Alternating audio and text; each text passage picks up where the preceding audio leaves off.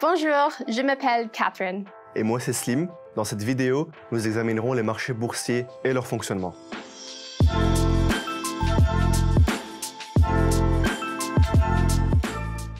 Parlons d'abord des actions. Lorsqu'une entreprise veut lever des fonds, elle peut décider d'inscrire ses actions à une bourse pour les offrir au public. Chaque action inscrite représente une part de l'entreprise. Une action est initialement cotée à un prix précis. En bourse, ce prix peut changer. De nombreux facteurs peuvent influencer le prix d'une action et le comportement du marché boursier. Le marché boursier est un terme général qui désigne un ensemble d'actions négociées sur les bourses dans le monde entier. Plus couramment, lorsque les gens parlent du marché boursier, ils font référence au rendement d'un segment précis du marché boursier qui est souvent représenté par un indice. Un indice boursier est un ensemble d'actions qui partagent certaines caractéristiques. Il vise à reproduire un segment précis du marché. L'indice composé S&P/TSX au Canada et l'indice S&P 500 aux États-Unis sont deux indices courants. Ils regroupent les plus grandes sociétés cotées en bourse dans leurs pays respectifs. En ayant recours à un indice, on peut suivre le rendement général d'un marché plutôt que celui d'une société en particulier. Le marché boursier, où les indices augmentent et diminuent selon le prix des actions. Le prix de vente d'une action est déterminé par les acheteurs et les vendeurs en fonction de ce qui se passe sur le marché. Il s'agit du principe de l'offre, le nombre d'actions disponibles sur le marché, et de la demande, le nombre d'acheteurs potentiels. Habituellement, le nombre d'actions disponibles sur le marché change seulement lorsque les entreprises émettent de nouvelles actions ou rachètent leurs propres actions. Parlons de la demande. La demande pour une action en particulier peut varier selon plusieurs facteurs. Lorsqu'une entreprise inscrit ses actions à la bourse, de nombreux investisseurs s'y intéressent. L'entreprise doit rendre certaines informations accessibles au public, dont ses états financiers, ses activités de fusion et acquisition et les changements apportés à son équipe de direction. Tous ces renseignements peuvent influencer le prix que les investisseurs sont prêts à payer pour une action.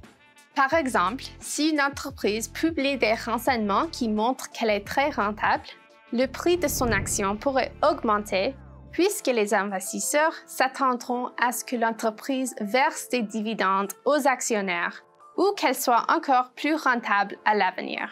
Chaque jour, les nouvelles et les autres données peuvent faire évoluer la perception du marché boursier de façon plus large. Autrement dit, le prix des actions peut changer en fonction de la perception positive ou négative des investisseurs envers le marché. Prenons l'exemple de la COVID-19. Lorsque le marché a réalisé que de nombreuses personnes devraient travailler à domicile, le prix des actions de sociétés de vidéoconférence a grimpé. Un nombre accru de gens se sont tournés vers ces technologies et les revenus dans ce secteur ont augmenté. Pendant ce temps, le prix des actions de domaines de services, comme les restaurants et les centres commerciaux, a baissé car moins de gens ont mangé à l'extérieur ou magasiné en personne, et les revenus ont chuté. On pourrait dire que les marchés boursiers sont tournés vers l'avenir, car les investisseurs tentent constamment de tenir compte des événements futurs en fonction de leurs renseignements disponibles. Il existe une théorie, appelée l'hypothèse du marché efficient. Elle suppose que le prix actuel d'une action reflète toute l'information disponible à son sujet. Autrement dit, le prix d'une action reflète toujours la juste valeur d'une entreprise.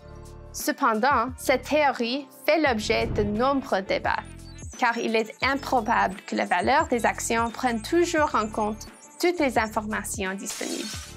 Si c'était le cas, les investisseurs ne pourraient pas obtenir des rendements supérieurs à ceux d'un indice boursier qui suit le marché, car le marché aurait toujours raison.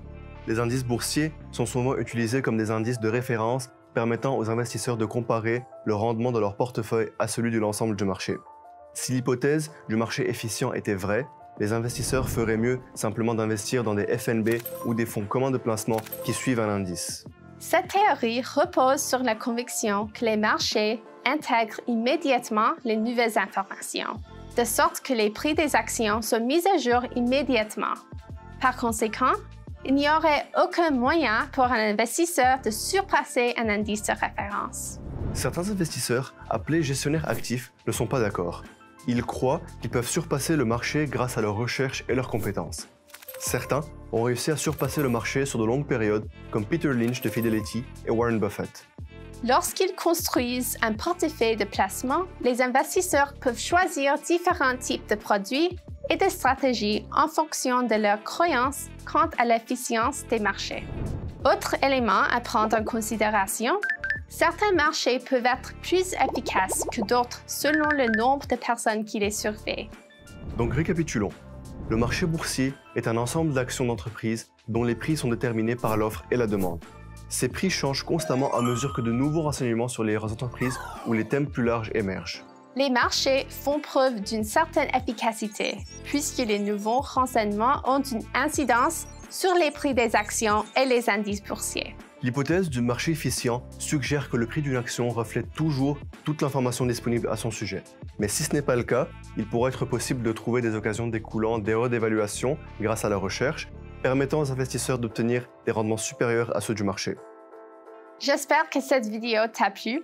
Nous t'invitons à regarder nos autres vidéos pour en apprendre plus sur le monde de l'investissement. Merci de ton intérêt.